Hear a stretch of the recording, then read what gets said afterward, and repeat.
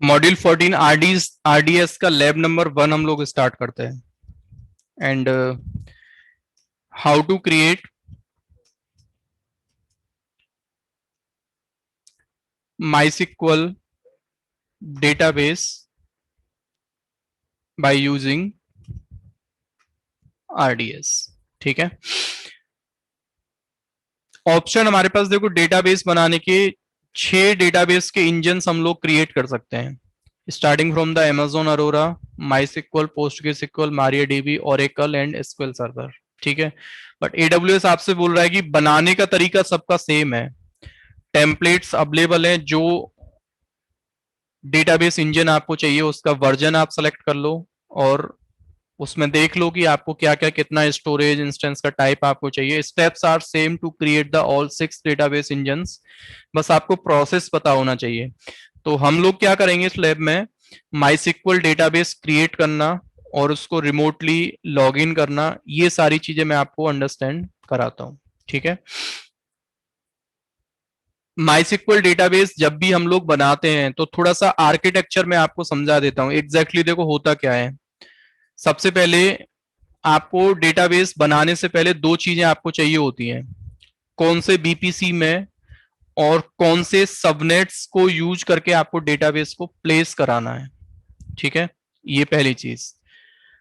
तीसरा, आपको एक सिक्योरिटी ग्रुप डेटाबेस के लिए चाहिए होता है, जिससे कि डेटाबेस का जो ट्रैफिक है वो आप मैनेज कर पाओ। ठीक है, और फोर्थ इंफॉर्मेशन आपको चाहिए होता है डेटाबेस का पोर्ट। कई बार हम लोग क्या करते हैं, MySQL का जो डिफॉल्ट पोर्ट है कनेक्टिविटी के लिए वो हम यूज कर लेते हैं, कभी कभी हम कस्टम पोर्ट भी इसके लिए कॉन्फ़िगर कर देते हैं। तो आपको ये देखना है कि डेटाबेस के लिए जो सिक्योरिटी ग्रुप आपने बनाया है उसमें आप पर्टिकुलर पोर्ट नंबर को अलाउ कर रहे हैं या कोई कस्टम पोर्ट आप यूज करने वाले हैं। ठीक है, तो MySQL का अगर पोर्ट नंबर आपको देखना है, क्या होता है MySQL का पोर्ट नंबर बाय डिफॉल्ट? हाँ जी, क्या होता है? 3306, यही होता है ना MySQL का पोर्ट नंबर। तो सबसे पहले डेटाबेस बनाने से पहले हम लोग करेंगे क्या, जैसे मुंबई में अगर हमें डेटाबेस चाहिए तो हम ऐसा कुछ प्लानिंग करके चलते हैं दोस्तों। डेटाबेस को हमेशा जो कनेक्ट करता है ना, वो आपका करता है वेब सबनेट, मतलब जहां मेरे वेब सर्वर्स होंगे। तो सपोज करो आपने अपने एक बीपीसी में 2 सबनेट आपने बना रखे हैं फॉर एप्लीकेशन सर्वर या वेब सर्वर्स। एक सर्वर, एक जो सबनेट आपका है वो एपी साउथ 1A में है और एक सबनेट आपका है एपी साउथ 1B में है। ठीक है, और बैकएंड में आपका क्या है, डेटाबेस है। मतलब डेटाबेस में आप ऐसी सेटिंग भी लगा सकते हैं, आप चाहते क्या है कि इस डेटाबेस को इन दोनों सबनेट्स में, 2 मेरे स्पेसिफिक सबनेट हैं और उन सबनेट को यूज करके मैं अगर सर्वर्स क्रिएट करूं तभी आपका ये डेटाबेस एक्सेसिबल है। ये लाइन कितनों को क्लियर है? जिसको समझ में नहीं आया है पूछ लेना। मतलब मैं ये चाहता हूं कि एक सबनेट मेरा एपी साउथ 1A में है जहां मेरे वेब सर्वर चल रहे हैं, एक सबनेट मेरा एपी साउथ 1B में है।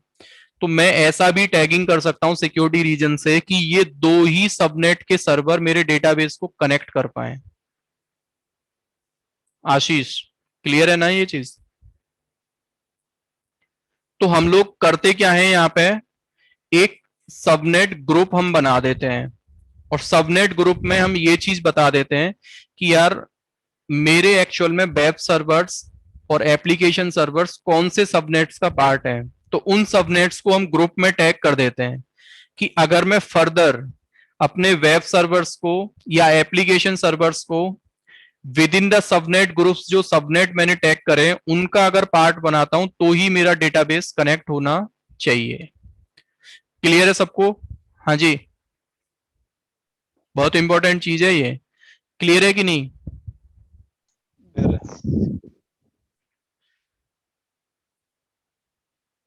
थोड़ा सा बताओ क्या समझ में आया इस बारे, सबनेट ग्रुप का मतलब क्या होता है यहाँ पे, कौन बताएगा? कनेक्ट कर पाएंगे। दोबारा से बताओ। अगर जो भी सर्वर्स इन अवेलेबिलिटी जोन्स में होंगे वही इस पे कनेक्ट कर पाएंगे। इन अवेलेबिलिटी जोन में, और इसमें भी सबनेट हमें बताना पड़ेगा, क्योंकि सर्वर राइट, के वो लिए सब होता सबनेट की रिक्वायरमेंट होती है ना। है। राइट। तो उन सबनेट्स को हम ग्रुप का पार्ट बना देंगे, और फर्दर हम आगे चल के जब डेटाबेस को हमें कनेक्ट कराना होगा, जो इस ग्रुप में सबनेट हम लोग टैग करेंगे, वही सर्वर्स हमारे बाय डिफॉल्ट डेटाबेस को क्या कर पाएंगे, कनेक्ट। तो ये सिक्योरिटी रीजन से हम लोग ऐसा करके चलते हैं, ऑप्शनल टास्क है ये। ठीक है, तो मैं क्या कर रहा हूं, सबसे पहले डेटाबेस को बनाने से पहले सबसे पहले मैं एक सिक्योरिटी ग्रुप अपने डेटाबेस के लिए बना लेता हूं। तो प्रैक्टिस रिकमेंडेशन ये होता है कि आपके सर्वर का सिक्योरिटी ग्रुप और डेटाबेस का सिक्योरिटी ग्रुप आइसोलेट होना चाहिए। अभी आप प्रैक्टिकल करना चाहे तो ऐसे भी कर सकते हैं, you can take the common security group, but बाकी का जो प्रैक्टिस रिकमेंडेशन जो है हमारा, वो ये है कि आपके दोनों ही सिक्योरिटी ग्रुप्स, वेब सर्वर्स का सिक्योरिटी ग्रुप और डेटाबेस का सिक्योरिटी ग्रुप आपका अलग अलग होना चाहिए। ठीक है, तो सिंपल ऑर्डर में मैं यहाँ पे अभी देखो क्या कर रहा हूं, मैंने एक सिक्योरिटी ग्रुप बनाया और इसका नाम दे दिया मैंने DB-SG। ठीक है, this is for my database servers.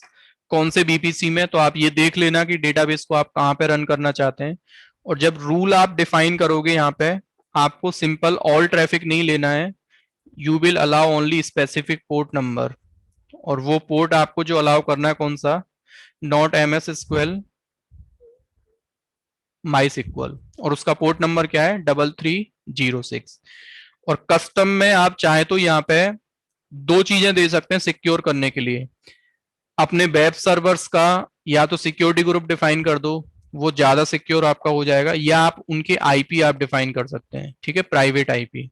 तो मैंने क्या किया यहाँ पे 0.0, अभी मैंने क्या कर दिया, अलाउ फ्रॉम एनीवेयर IPv4। ठीक है, और सिंपल सिक्योरिटी ग्रुप को मैंने क्रिएट कर दिया। ठीक है, अब इसके बाद सिंपल मैंने क्या किया, डेटाबेस जो सर्विस हमारा है वो रिलेशनल रिलेशनल हम लोग पढ़ रहे हैं, लेकिन वो रीजनल सर्विस है, ये चीज आपको याद रखना है। मतलब आप जब यहां से अपना डेटाबेस बनाने जाओगे ना, तो आपको सबसे पहले ये बताना पड़ेगा कि कौन से रीजन में आप अपना डेटाबेस बनाना चाहते हैं। ठीक है, तो RDS का कंसोल मैंने ओपन किया, we are working in North Virginia. आप एक बार देख लेना, जहां पे आपने अपना सिक्योरिटी ग्रुप बनाया है, मतलब वेब सर्वर्स हम लोग एक्सपेक्ट कर रहे हैं कि मेरे वेब सर्वर्स जो बनेंगे वो कहाँ पे होंगे, हाँ जी, कहाँ पे होंगे वेब सर्वर्स, वर्जीनिया में। सेम रीजन में ही आपको अपना डेटाबेस प्लेस करना है। ठीक है, डेटाबेस इंटरनेट के थ्रू भी एक्सेसिबल होता है, इसका एक पब्लिक एंड पॉइंट होता है जो हमें इनेबल करना पड़ता है। बाकी का डेटाबेस को कभी पब्लिकली हम एक्सपोज करते नहीं है, जनरली हम लोग करते क्या है, डेटाबेस को हम प्राइवेट ही रखते हैं। ठीक है, करना क्या है मेरे को, डेटाबेसेस में जाना है आपको, डेटाबेस अगर क्रिएट करना है तो डेटाबेस में अगर सबनेट ग्रुप आप टैग करना चाहते हैं, तो बनाने से पहले, मतलब DB इंस्टेंस बनाने से पहले आपको क्या करना पड़ेगा, यहाँ पे एक ऑप्शन अवेलेबल है सबनेट ग्रुप का। आपसे बोल रहा है कि अभी आपने कोई भी सबनेट ग्रुप टैग नहीं कर रखा है। मैंने क्या किया, क्रिएट, और यहाँ पे मैंने नाम दे दिया, ये मेरा जो डेटाबेस है वेब डेटाबेस ग्रुप। ठीक है, this is for my web servers. ठीक है, कौन से बीपीसी में आपके वेब सर्वर्स रखे होंगे, तो यहां से मैंने ये सेलेक्ट किया। अब आपसे बोल रहा है आप अपना अवेलेबिलिटी जोन चूज कर लो, तो जिस AZ में आपको लगता है US ईस्ट 1A और 1B में मेरे सर्वर्स होंगे, सेम फिर आपसे बोलेगा कि यहाँ पे सबनेट्स चूज कर लो, तो ये सबनेट आपको वो चूज करना है जहां पे आपके वेब सर्वर्स चल रहे होंगे। ठीक है, और सिंपल क्या कर देना है इसको, क्रिएट। तो ये आपका हो गया एक सबनेट ग्रुप। तो आप अपना जब डेटाबेस बनाओगे, इस वाले सबनेट ग्रुप को आपको टैग करना पड़ेगा, जस्ट टू एंश्योर कि वही सबनेट्स के सर्वर्स मेरे डेटाबेस को कनेक्ट कर पाए। ठीक है, क्रिएट रीजनल सर्विस है, मैंने ऑलरेडी वर्जीनिया रीजन यहाँ चूज कर रखा है। दो तरीके के मेथड आपसे बोल रहा है या दो तरीके तरीके के टेम्पलेट्स आपके अवेलेबल हैं। एक आपका स्टैंडर्ड क्रिएट है, एक आपका इजी क्रिएट है। इजी क्रिएट में क्या है, आपका कुछ स्टेप्स जो हैं आपके वो बाईपास हो जाते हैं, डिफॉल्ट सेट हो जाते हैं। आपको लगता है कि मेरे को सारे ऑप्शंस को अंडरस्टैंड करना है तो स्टैंडर्ड क्रिएट आपको लेना पड़ेगा, ठीक है। इंजन का टाइप आप क्या लेना चाहते हैं? 6 टाइप का डेटाबेस इंजन यहाँ पे अवेलेबल है। Amazon Aurora, my MariaDB, PostgreSQL, Oracle, Microsoft SQL server. बनाने का सबका तरीका सेम है। हमें अगर MySQL डेटाबेस चाहिए तो आपसे बोल रहा है MySQL का वर्जन, मल्टीपल वर्जन्स आपके यहाँ अवेलेबल हैं। देखो जो वर्जन आपको चाहिए, जैसे आपने बोला मेरे को MySQL मेरा एप्लीकेशन जो सपोर्ट करता है वो 8.0.11, मतलब जो वर्जन आपने लिया है MySQL 8.0.11। अब इस वर्जन में भी ना आपसे अगर इंटरव्यूअर पूछ ले तो इसमें बहुत बड़ा ट्रिक होता है। हर एक डेटाबेस का जो वर्जन है ना वो दो पार्ट में डिवाइड होता है। एक हमारा होता है देखो नीचे जाके ना एक ऑप्शन आपको मिलेगा, एक तो होता है माइनर वर्जन और एक होता है आपका मेजर। ठीक है, आप नीचे जाओगे तो यहाँ पे आपसे वो पूछता है अपग्रेड करते टाइम।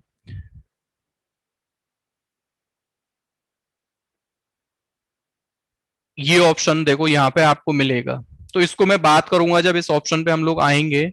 लेकिन डेटाबेस में ना दो वर्जन्स आपके होते हैं, एक तो आपका होता है माइनर और एक आपका होता है दोस्तों क्या, मेजर। तो इसमें से जो मेजर वर्जन आपका है ना वो क्या है, 8.0 है। हर एक डेटाबेस का मतलब जो 8.0 है ना, starting from 8.0, that is the major.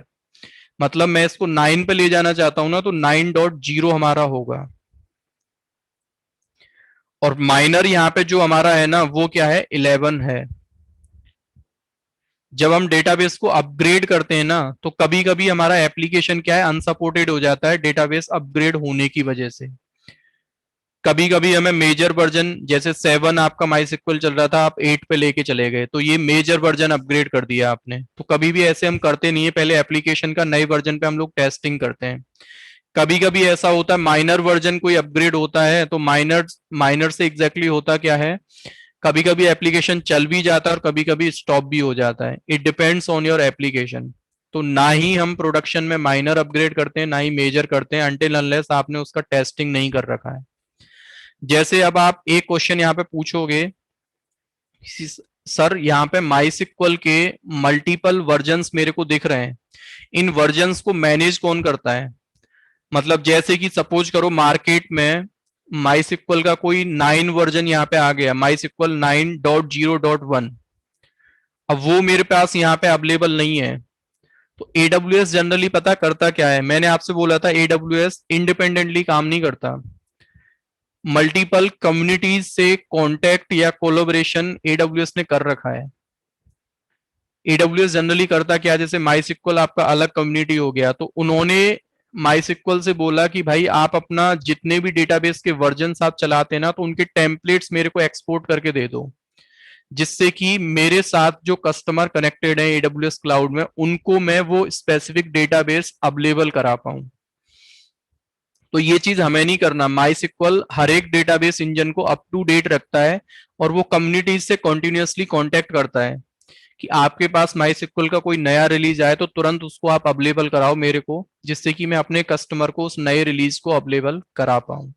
Manually आप नए डेटाबेस या अपने डेटाबेस इंजन को अपग्रेड नहीं कर सकते, पहले वर्जन आपका AWS क्लाउड में वो अवेलेबल होना चाहिए। ठीक है, तो मैंने क्या किया, 8.0.11 के साथ डेटाबेस मेरे को क्रिएट करना है। टेम्पलेट्स में आपसे बोल रहा है कि 3 डिफरेंट तरीके के इन्वायरमेंट्स आपके हो सकते हैं एप्लीकेशन के। एप्लीकेशन प्रोडक्शन का हो सकता है। देखो तीनों में डिफरेंस बस फीचर्स का है। फ्री टीयर में कुछ लिमिटेशन AWS आपको लगा के दे रहा है, इन दोनों का मतलब सेम ही है, बस एक डिफरेंस यहाँ पे होता है। जैसे प्रोडक्शन अगर आपने लिया ना तो प्रोडक्शन में मल्टी एजेड डिप्लॉयमेंट आप कर सकते हैं।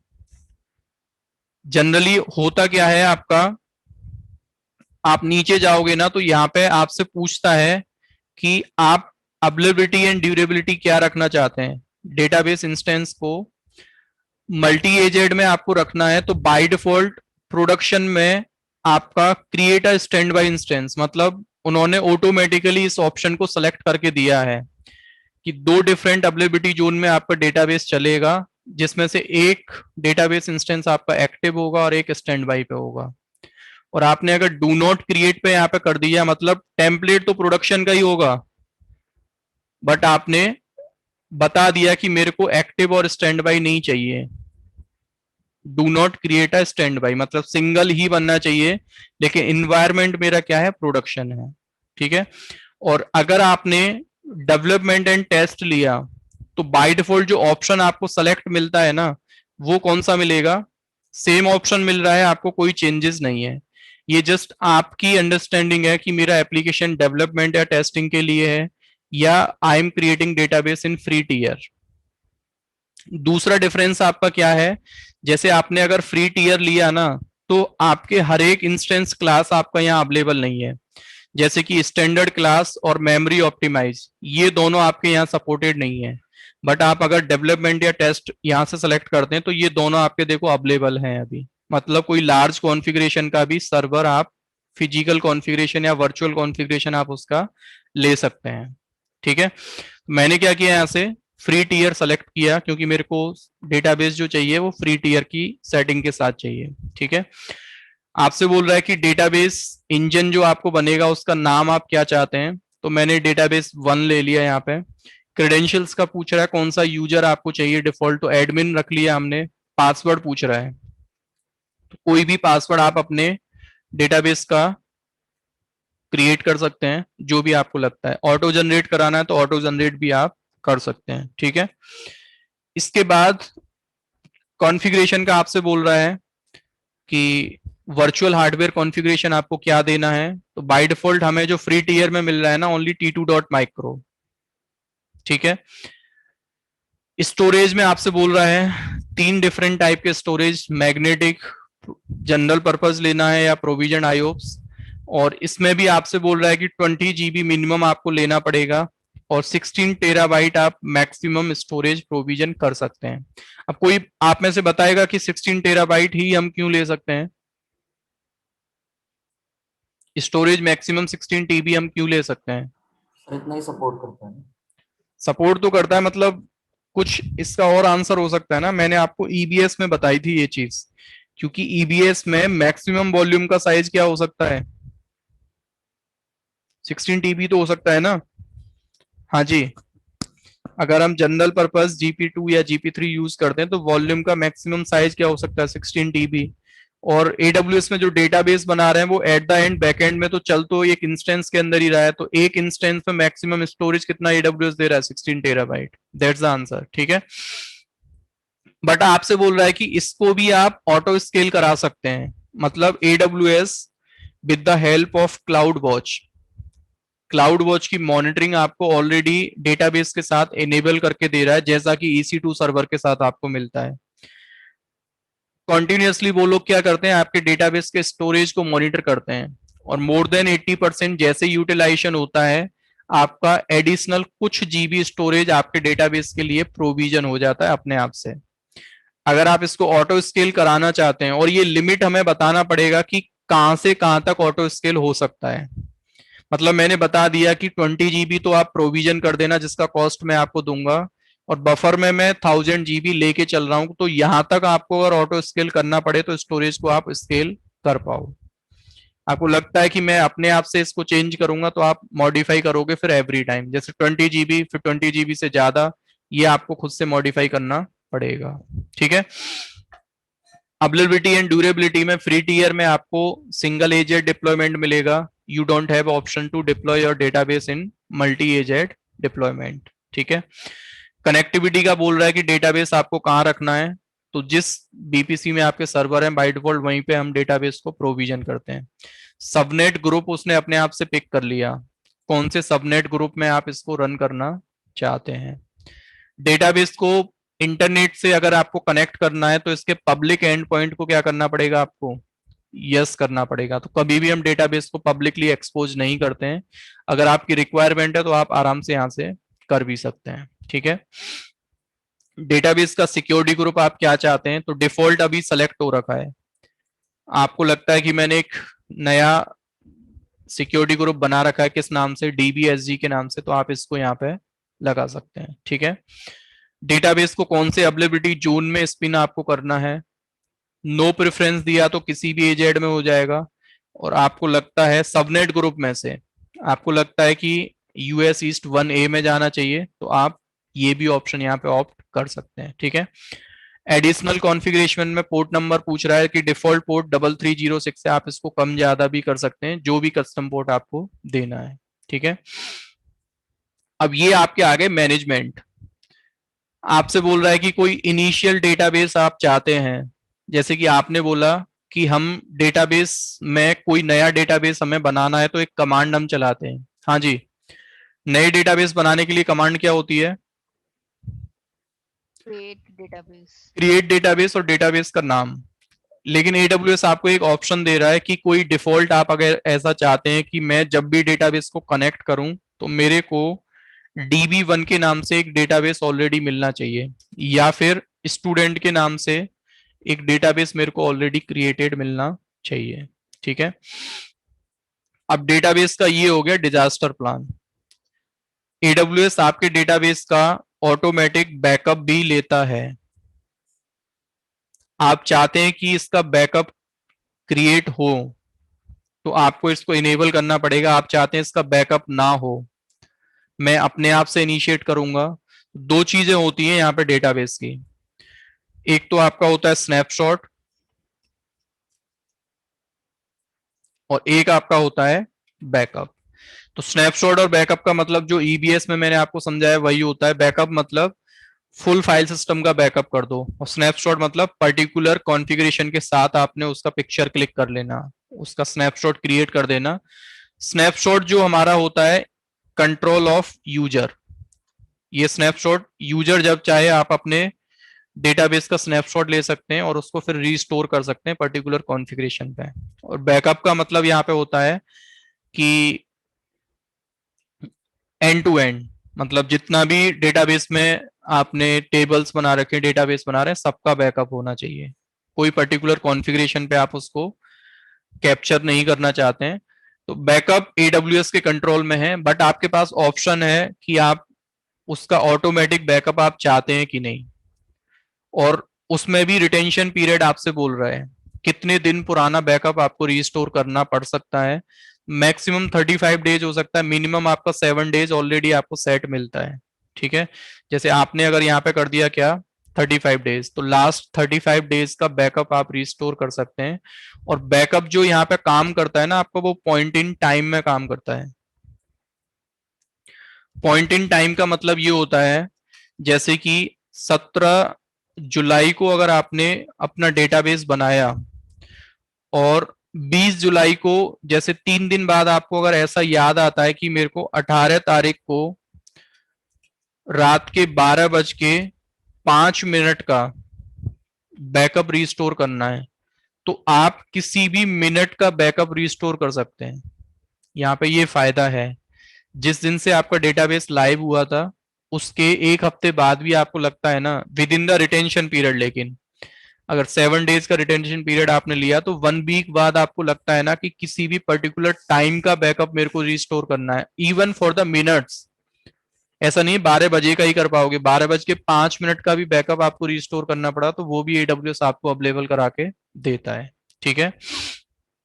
लेकिन एक चीज आपको याद रखना है, ये आपसे बोल रहा है कि जब आप इनेबल ऑटोमेटेड बैकअप्स करते हैं ना, तो इसका मतलब हो गया कि आपका AWS एक बैकअप विंडो इनिशिएट करता है। मतलब उनको आपका एक टाइम शेड्यूल फाइंड करना होता है कि आपके डेटाबेस का कब बैकअप इनिशिएट हो। अब यहाँ पे एक प्रॉब्लम होती है, जब हम बैकअप को शेड्यूल्ड टाइम के अकॉर्डिंग नहीं चलाते हैं ना, जैसे आपको लगता है कि मेरे एप्लीकेशन का जो पीक आवर्स जो होते हैं, जब ट्रैफिक मेरे एप्लीकेशन पे ज्यादा होता है वो दिन के 12 बजे होता है, और तभी AWS ने आपके डेटाबेस का बैकअप करना स्टार्ट कर दिया, तो कोई बताएगा स्टूडेंट कि ये प्रॉब्लम हमारे सामने क्या हो सकती है? तभी तो आपका पीक टाइम चल रहा था, एप्लीकेशन पर ट्रैफिक ज्यादा था, और तभी आपका बैकअप इनिशिएट हो गया बैकएंड से। तो क्या प्रॉब्लम आपके सामने हो सकता है? तो आपका देखो, प्रॉब्लम जो होता है वो लेटेंसी का होता है, मतलब स्टोरेज। जब आपका बैकअप चलता है ना, तो स्टोरेज के कुछ आईओप्स आपके बैकअप जॉब में कंज्यूम होते हैं। तो एडब्ल्यूएस आपसे बोलता है कि अगर आपको लगता है कि मेरे एप्लीकेशन में इस टाइम के लिए, मतलब बिजनेस आवर्स में बहुत ज्यादा ट्रैफिक डिमांड होता है, तो उस टाइम आप बैकअप इनिशिएट ना कराएं। फिर आपको बताना पड़ेगा। नो प्रेफरेंस लिया तो ऐसा होगा, एडब्ल्यूएस को जब टाइम मिलेगा आपके डेटाबेस का बैकअप इनिशिएट कर देगा। और आपने अगर विंडो बता दिया, जैसे आपने बोला कि 6 बजे बैकअप स्टार्ट करना और अगले 4 घंटे में या 5 घंटे में बैकअप फिनिश कर देना, तो आपका ये विंडो हो गया। इतने बजे ही बैकअप स्टार्ट होगा जब आपको लगता है कि यार इस टाइम मेरे एप्लीकेशन पर ट्रैफिक नहीं होता है, क्योंकि बैकअप जब हमारा चलता है ना, तो स्टोरेज कंज्यूम होता है, और स्टोरेज ही आपका मेन फैक्टर है डेटाबेस में। एप्लीकेशन में जितने भी रिक्वेस्ट आते हैं वो स्टोरेज आईओप्स आपके कंज्यूम होते हैं वहां पे भी पर रिक्वेस्ट। तो हम आईओप्स को सेव करने के लिए, मतलब सेफर साइड चलते हैं हम लोग, कि जब बैकअप विंडो चले तो रात का टाइम हमने बता दिया, बिजनेस आवर्स जब हमारे नहीं है, रात को 12 बजे से सुबह 4 बजे तक बैकअप ले लो। तो एडब्ल्यूएस उस विद इन द विंडो ही आपके डेटाबेस इंस्टेंस का बैकअप को इनिशिएट करता है। ठीक है, कोई क्वेश्चन? हाँ जी, हाँ जी, मेरी क्वेरी थी सर। थोड़ा तेज बोलो, आवाज नहीं आ रही आपकी। मैं कह रहा हूँ मेरी क्वेरी थी सर कि ड्यूरेशन टाइम है, ये तो डिपेंड करता है कि डेटाबेस का साइज क्या है, मतलब हाँ, अगर वो आप हम लोग टेस्टिंग में डिफाइन करेंगे।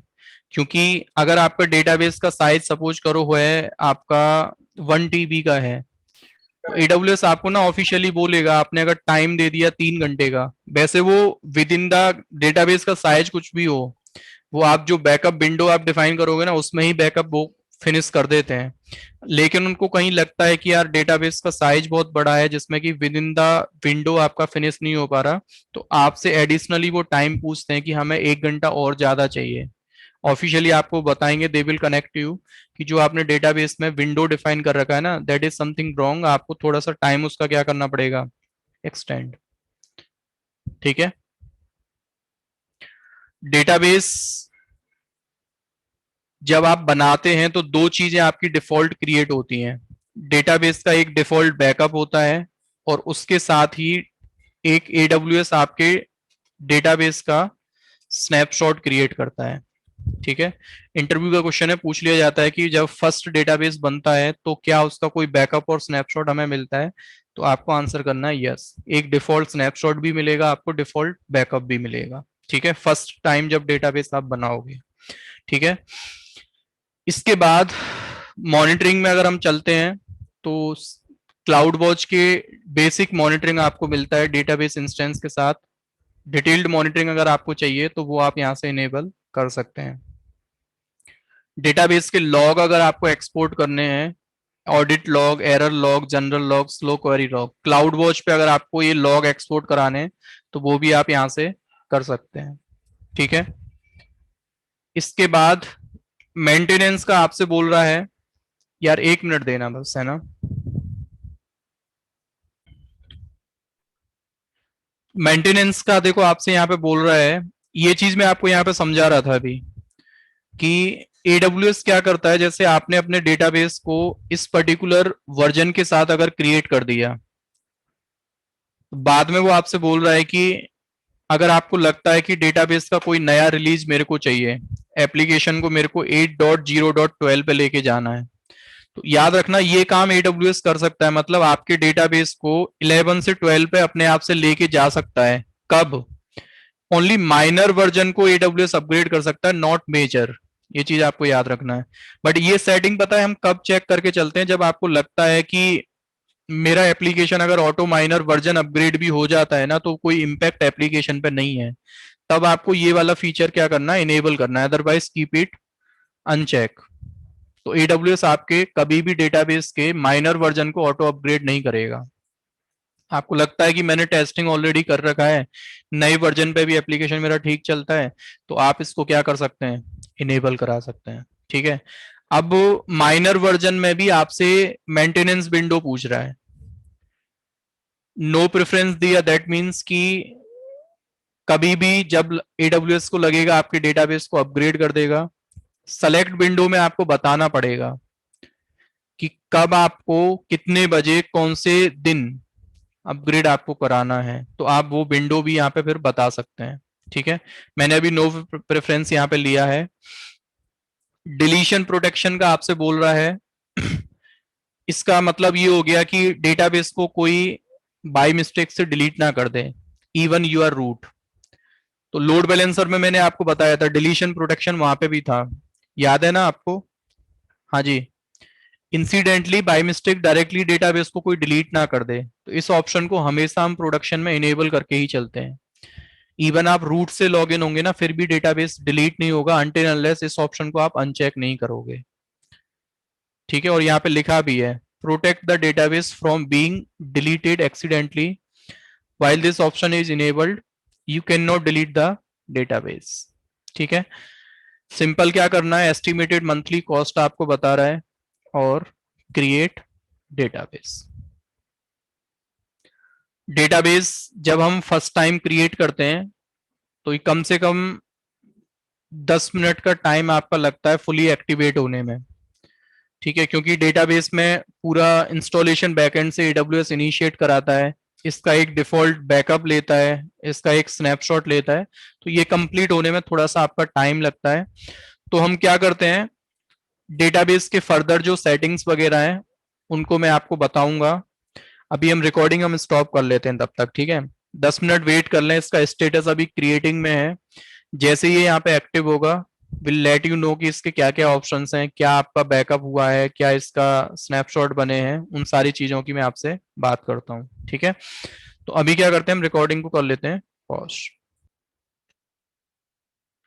डेटाबेस जैसे आपका फर्स्ट टाइम क्रिएट होता है तो उसकी मल्टीपल स्टेटें यहाँ पे चेंज होती हैं। जैसे फर्स्ट टाइम आपका क्रिएटिंग में आ रहा था, अभी अगर हम स्टेटस देख रहे हैं तो बैकिंग अप चल रहा है, मतलब बैकएंड से AWS आपका एक डिफॉल्ट बैकअप क्रिएट करता है, तो उस टाइम जो स्टेटस आपके डेटाबेस को आपको देखने को मिलेगा बैकिंग अप। ठीक है, इसको आप रिफ्रेश करोगे तो अभी डेटाबेस आपको बता रहा है it's in available status. US east 1B availability zone में आपका डेटाबेस इंस्टेंस आपका चल रहा है। T2.micro आपने इंस्टेंस का टाइप आपने लिया था। ठीक है, CPU यूटिलाइजेशन उसका ये है, कोई भी कनेक्शन आपका अभी यहाँ पे डेटाबेस में लॉगिन आपका नहीं हो रखा है। ठीक है, मेंटेनेंस नेक्स्ट विंडो में होगा, इस BPC में है मल्टी एजेड आपने नो ले रखा है। ठीक है, कनेक्टिविटी एंड सिक्योरिटी में आप जाओगे तो आपसे बोल रहा है कि डेटाबेस का एक पब्लिक एंड पॉइंट आपको मिला है, वो आपका ये है। ठीक है, इस पब्लिक एंड पॉइंट को अगर आप NS लुकअप करोगे ना, जैसे कि CMD में जाके just type hair NS lookup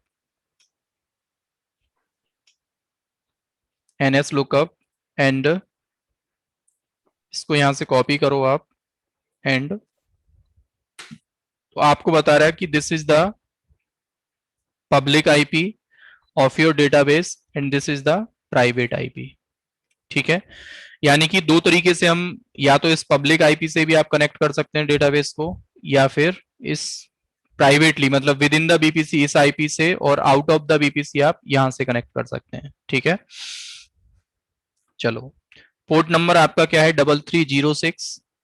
availability zone आपका ये है, सबनेट ग्रुप आपने ये दिया है, 2 सबनेट्स आपने टैग कर रखे हैं। पब्लिक एक्सेसिबिलिटी आपने नो कर रखा है, फ्रॉम द इंटरनेट आप अपने डेटाबेस को कनेक्ट नहीं कर पाओगे। ठीक है, सिक्योरिटी ग्रुप आपने ये रूल आपने लगा रखे हैं, 3306 पोर्ट नंबर को आपने अलाउ कर रखा है। ठीक है, इसके बाद डेटाबेस का नाम आपने ये दे रखा है डेटाबेस 1।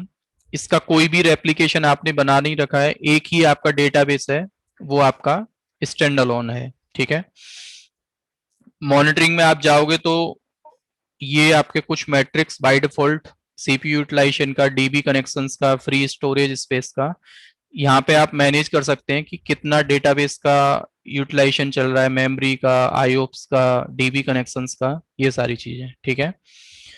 लॉग्स एंड इवेंट्स में आप जाओगे तो आपको बता रहा है कि डीबी एक बार रीस्टार्ट हुआ था, क्रिएट हुआ है, बैकअप चला है, फिनिश हो गया है, और आपसे बता रहा है कि एक नया लॉग बना है, DB instance as a DB engine minor version upgrade available. नया माइनर वर्जन अपग्रेड आप कर सकते हैं। ठीक है। 3 तरीके के लॉग आपके सामने हैं। अपग्रेड के लॉग हैं आपके, एरर लॉग हैं, और आपका माइसिक्वल एरर लॉग। इनको आप आराम से यहां से वॉच भी कर सकते हैं और डाउनलोड भी कर सकते हैं। ठीक है। कॉन्फ़िगरेशंस में आप जाओगे तो इंजन का जो वर्जन आपका है वो ये है। एक डिफॉल्ट डेटाबेस स्टूडेंट के नाम से आपको मिलेगा। ये ARN नंबर है आपके डेटाबेस का, रिसोर्स आईडी है। ठीक है। डिलीशन प्रोटेक्शन आपने डिसेबल कर रखा है, मल्टी एजेड आपने नो ले रखा है, डिफॉल्ट यूजर नेम आपका एडमिन है। इतना कॉन्फ़िगरेशन आपने इंस्टेंस क्लास। ठीक है। इनिशियली 20 GB ऑटो स्केल आपने इनेबल कर रखा है, 100 GB तक आपका ऑटो स्केल हो सकता है। मेंटेनेंस एंड बैकअप में आप जाओगे, माइनर वर्जन अपग्रेड आपने इनेबल कर रखा है।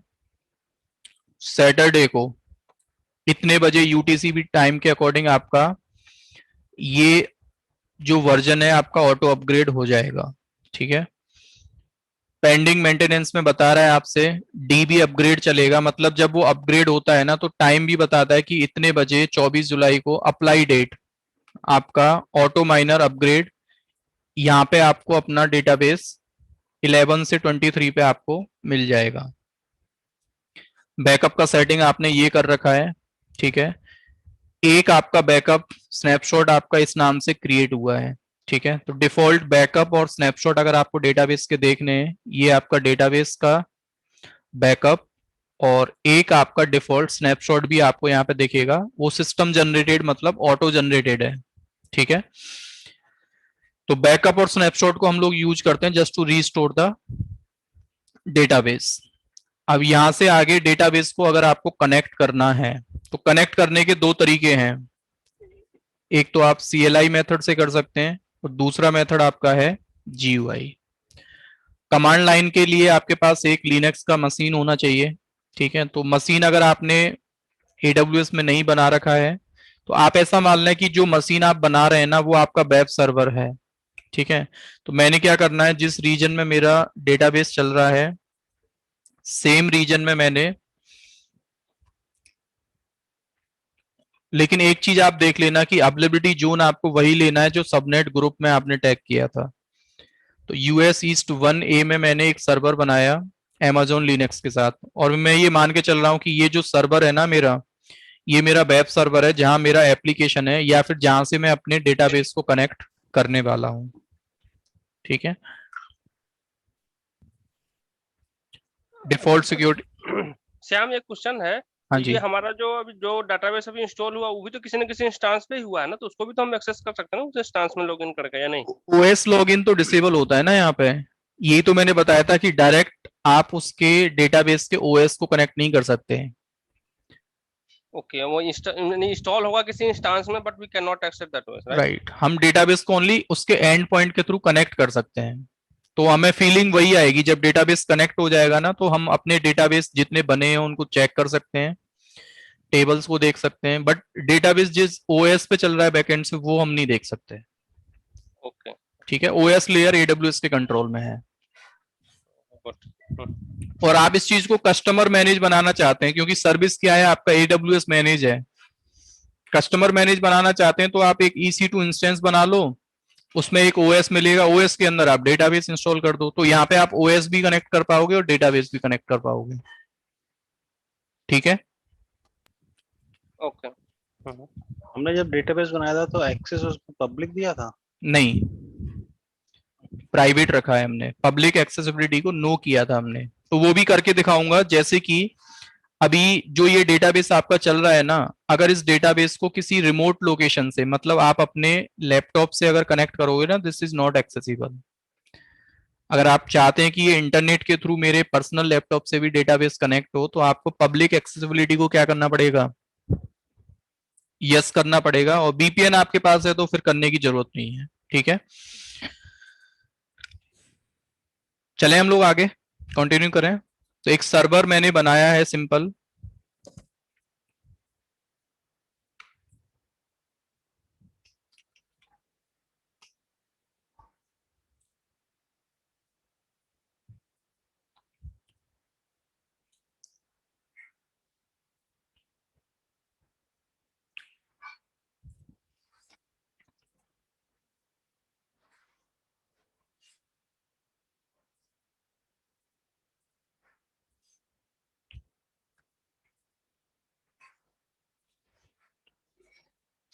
सिंपल इस सर्वर को मैंने क्या करना है, पब्लिक आईपी से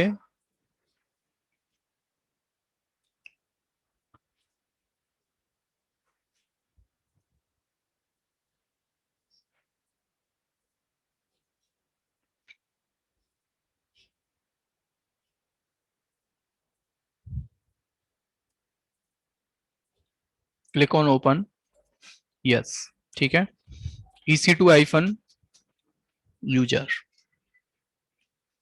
तो जनरली जो कमांड हमको देखो चलाने होते हैं वो माइसिक्वल कमांड होता है, बट आप यहाँ पे माइसिक्वल कमांड आप चलाओगे CLI से तो आपसे बोल रहा command not found.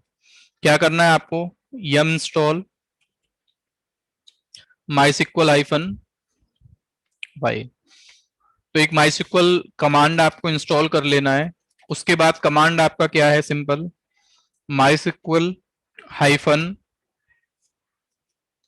User name आपको देना होता है। यूजर नेम हमारा हो गया एडमिन, ठीक है। इसके बाद हाइफन H, होस्ट नेम में हमें बताना होता है कि आपका डेटाबेस का या तो पब्लिक आईपी आप दे दो ये वाला, या फिर ये एंड पॉइंट, मतलब कनेक्टिविटी में जो ये एंड पॉइंट आपको दिख रहा है ये आपको यहाँ पे देना पड़ेगा, ठीक है। इसके बाद यूजर नेम हो गया हाइफन P फॉर हम देते हैं या पासवर्ड। तो आप पासवर्ड या सिंपल ऐसे टाइप भी कर सकते हैं, या फिर ओनली आप सिंपल यहाँ पे हाइफन P करके एंटर करोगे। और कोई कस्टम पोर्ट पे अगर आपका डेटाबेस चलता है तो हमें एक ऑप्शन लगाना पड़ता है हाइफन हाइफन पोर्ट, और यहाँ पोर्ट हमें बताना पड़ेगा। अगर पोर्ट नंबर आपका जैसे ये है तो कस्टम पोर्ट के लिए ऑप्शन लगाना पड़ता है, बाकी का डिफॉल्ट में ये अपने आप से 3306 को रीड कर लेता है, ठीक है। एंटर करो, आपसे पासवर्ड पूछ रहा है, just type the password of your database. Password मैंने टाइप किया, डेटाबेस मेरा लॉगिन हो गया, ठीक है। माइसिक्वल कनेक्शन हम लोग लॉगिन कर रहे हैं 8.0.11। अब देखो आप इसको यहाँ पे डेटाबेसेस को अगर आप रिफ्रेश करते हो, ठीक है, तो यहाँ पे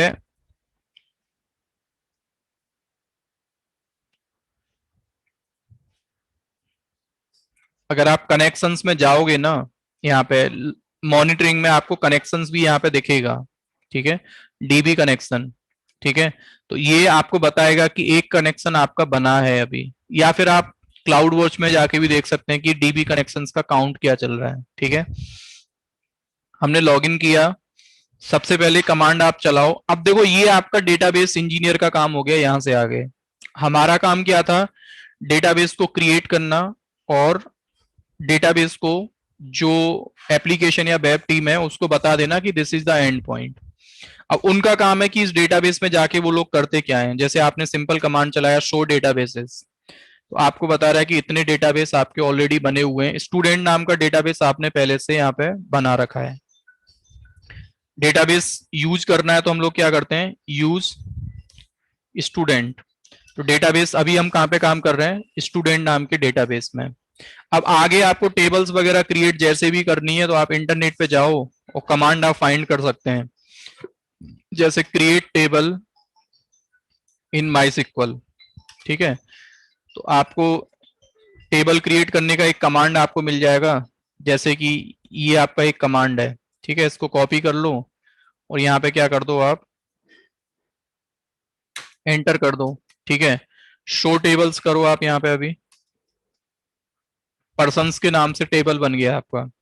और यहाँ पे अगर सेलेक्ट या डिस्क्राइब कर लो आप टेबल को एक बार अपनी को, अगर इंफॉर्मेशन आपको देखना है तो डिस्क्राइब। क्या नाम है टेबल का? पर्सन्स।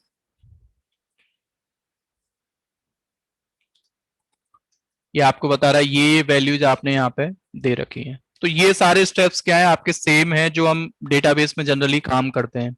सेलेक्ट क्वेरी चलाना, इंसर्ट क्वेरी चलाना, डिलीट क्वेरी चलाना। अब इसके बाद मैं आपको समझा रहा हूं कि ये डेटाबेस हो गया आपका, आपने एक सर्वर बनाया और वहां से CLI को यूज करके डेटाबेस को आपने कनेक्ट कर लिया।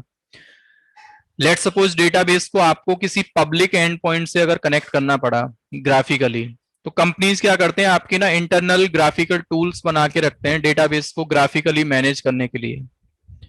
जैसे कि एक PHP माई एडमिन करके टूल आता है, एक वर्क बेंच करके टूल आता है, ठीक है, एक हाइड एसक्यूएल करके भी टूल आता है। तो ये सब टूल्स आपके क्या है, ग्राफिकल टूल्स हैं डेटाबेस को ग्राफिकली मैनेज करने के लिए। तो आपको सिंपल करना क्या है, आप इंटरनेट पे जाके सबसे पहले MySQL GUI टूल्स, ठीक है, तो बता रहा है वर्क बेंच आप डाउनलोड कर सकते हैं, ठीक है, या फिर यहाँ पे एग्जाम्पल भी आपको दे रखा है top 10 best tool MySQL GUI tools, ठीक है। वर्क बेंच आपका है, PHP माई एडमिन है, हाइड एसक्यूएल करके है एक टूल आपका। तो आपको करना क्या है, सिंपल टूल पे क्लिक करो और क्लिक करने के बाद जो आपको डाउनलोड करना है, डाउनलोड हाइड एसक्यूएल, इसका पहले एक फाइल आप क्या कर लें अपने पास डाउनलोड कर लें, ठीक है।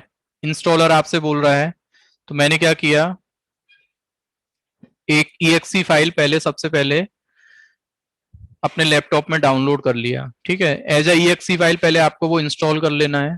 डाउनलोड्स में आप जाओ, तो कहने का मीनिंग सीधा सा है कि आप पब्लिक एंड पॉइंट से अगर कनेक्ट करना चाहते हैं तो एक चीज आपको एडिशनली चाहिए कि ग्राफिकल टूल आपके पास कोई सा होना चाहिए, ठीक है।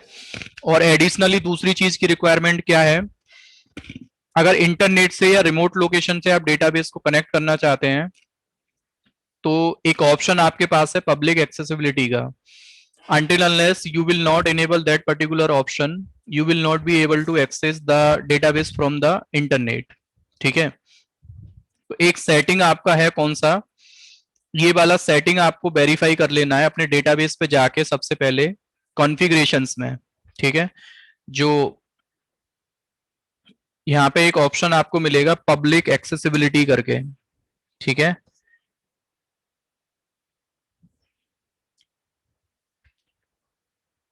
कनेक्टिविटी एंड सिक्योरिटी में आप जाओ, this is the option public accessibility. ये ऑप्शन अभी क्या हो रखा है, नो। इसका मतलब है कि विद इन द बीपीसी तो कनेक्ट आपका हो जाएगा, लेकिन बीपीसी से बाहर अगर इंटरनेट से आप डेटाबेस कनेक्ट करना चाहते हैं तो वो आपका लॉगिन नहीं होगा, ठीक है। तो जो फाइल आपने देखो अभी डाउनलोड किया है, इसका पहले स्टेटस हम देख लेते हैं।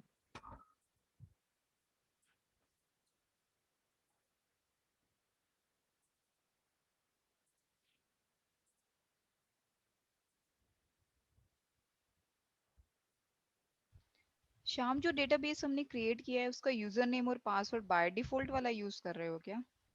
बाय डिफॉल्ट जो हमने सेट किया था, हमने सेट किया था यूजर नेम पासवर्ड। हाँ, एडमिन का पासवर्ड हमने redet123 सेट किया था, ठीक है। तो एक बार डाउनलोड्स में मैं चेक कर लेता हूं।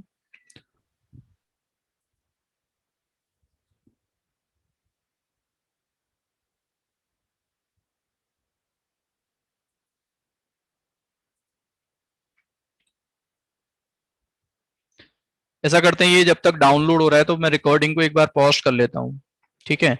और ये सेटिंग का मैं आपको बता देता हूं कि जब तक आप अपने पर्सनल लैपटॉप से कनेक्ट करना चाहते हैं तो पब्लिक एक्सेसिबिलिटी वाला जो ऑप्शन है ये आपका यस होना चाहिए, ठीक है। So what you need to do additionally, modify आपको करना है। और मॉडिफाई में देखो डेटाबेस में क्या क्या चीजें हम मॉडिफाई कर सकते हैं, ये चीज भी हम समझ लेते हैं एक बार, ठीक है।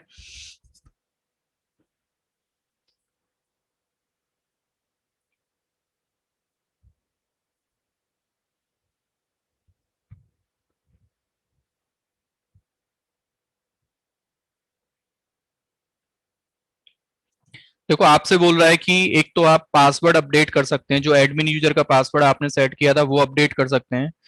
कोई भी इंस्टेंस का टाइप आपको चेंज करना है, t2.micro से कोई और कॉन्फ़िगरेशन, t2.small, मीडियम, ये कॉन्फ़िगरेशन आपको लेना है तो ये भी आप कर सकते हैं। स्टोरेज की सेटिंग आप चेंज कर सकते हैं। अवेलेबिलिटी एंड ड्यूरेबिलिटी आप यहाँ से चेंज कर सकते हैं। सबनेट ग्रुप आप चेंज कर सकते हैं। सिक्योरिटी ग्रुप आप चेंज कर सकते हैं। ठीक है। और जो हमको चेंज करना है, हमें करना है अपना जो पब्लिक एक्सेसिबिलिटीज का है। ठीक है। तो वो हमें मिलेगा आपका एडिशनल कॉन्फ़िगरेशन में आप जाओ, पब्लिक एक्सेस को अगर आप देखोगे तो नॉट पब्लिकली एक्सेसिबल अभी हो रखा है। तो प्रेजेंट में हमें चाहिए क्या कि मेरा जो डेटाबेस है वो बीपीसी से भी कनेक्ट कर पाऊं मैं और आउट ऑफ द बीपीसी। ठीक है। तो पब्लिकली एक्सेसिबल ऑप्शन को मैंने यहाँ पे इनेबल किया। नाउ आप क्या कर सकते हैं, इसको कंटिन्यू करो। एक बार आपको बताएगा कि summary of the modifications, you are about to submit the following modifications. Only values that will change are displayed. Carefully verify your changes and click modify db instance. आपको बता रहा है सिंपल में, आपने पब्लिक का जो एक्सेसिबिलिटी है current value no था, अब ये चेंज होके क्या हो जाएगा आपका यस हो जाएगा, मतलब पब्लिकली एक्सेसिबल आप इसको कराना चाह रहे हैं। अब ये दो तरीके से हो सकता है, या तो अप्लाई इमीडिएटली हो सकता है, या आप चाहते हैं कि यार नेक्स्ट मेंटेनेंस विंडो मेरा ये होगा जब मेरा माइनर वर्जन अपग्रेड होगा उसी टाइम मेरा ये वैल्यू भी चेंज हो जाए। तो दोनों तरीके से आप ले सकते हैं, बट हमें वी वांट अप्लाई इमीडिएटली, तो मैंने क्या कर दिया इसको मॉडिफाई डीबी इंस्टेंस। ठीक है। कुछ भी चेंजेस आप अपने डेटाबेस में करते हैं तो ड्यूरिंग द चेंजेस आपके डेटाबेस का जो करंट स्टेट होता है वो अवेलेबल से अभी मॉडिफाइंग में चला जाएगा ये। ठीक है। क्या आ रहा है आपका मॉडिफाइंग। ठीक है। तो जैसे ये मॉडिफाइंग से अवेलेबल होता है again we can connect my database from remotely. Meanwhile we can do one thing, हमने जो टूल अपना इंस्टॉल किया है वी कैन इसको exe फाइल को रन करके अपने पीसी में पहले इस सॉफ्टवेयर को हम इंस्टॉल कर लेते हैं। ठीक है। तो सॉफ्टवेयर का नाम हाइडी स्क्वेल करके है, कोई सा भी आप यूज कर सकते हैं, PHP माई एडमिन वर्कबेंच जो आप जिसके साथ आप फेमिलियर हैं। ठीक है। एडमिन का पासवर्ड चेंज कर सकते हैं? हाँ वी कैन डू, कंसोल से वी कैन डू। ठीक है। Okay.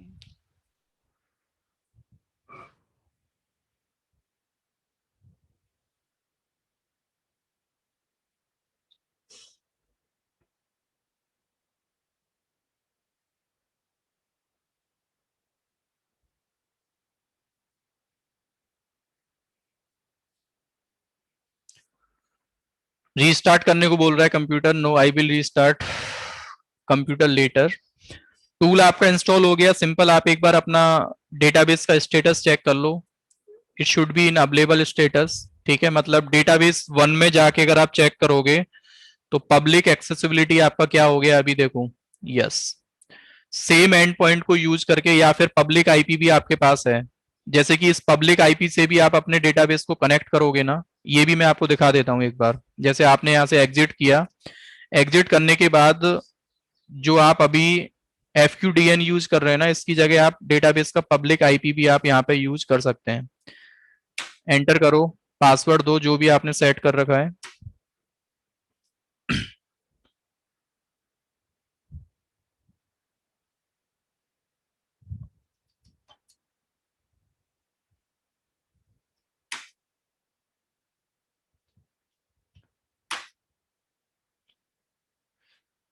May be because of modifying status में है ना हमारा डेटाबेस, इस वजह से ये प्रॉब्लम कर रहा है। ऐसा करते हैं हम अपना ग्राफिकल टूल से एक बार वेरीफाई कर लेते हैं। ठीक है। तो टूल जो हमने इंस्टॉल किया है यहाँ पे, टूल का नाम है आपका क्या, हाइडी स्क्वेल करके। ठीक है। आपसे बोल रहा है सबसे पहले आपको एक नया कनेक्शन पहले बनाना पड़ेगा। ठीक है। और इसमें आपको कोई भी चेंजेस नहीं करने हैं, सिंपल आपको यही रखना है MariaDB TCP और IP। ठीक है। ये भी आपको कोई चेंजेस नहीं करने हैं। यहाँ पे होस्ट नेम और IP में आपको डालना है आपके डेटाबेस का एंड पॉइंट। ठीक है। या फिर IP भी डाल सकते हैं आप। यूजर नेम में आपको सिंपल एडमिन, पासवर्ड जो भी आपने सेट किया है, कोई कस्टम पोर्ट अगर आप यूज कर रहे हैं तो कस्टम पोर्ट आप यहाँ एंटर कर सकते हैं and simple click on open. ठीक है।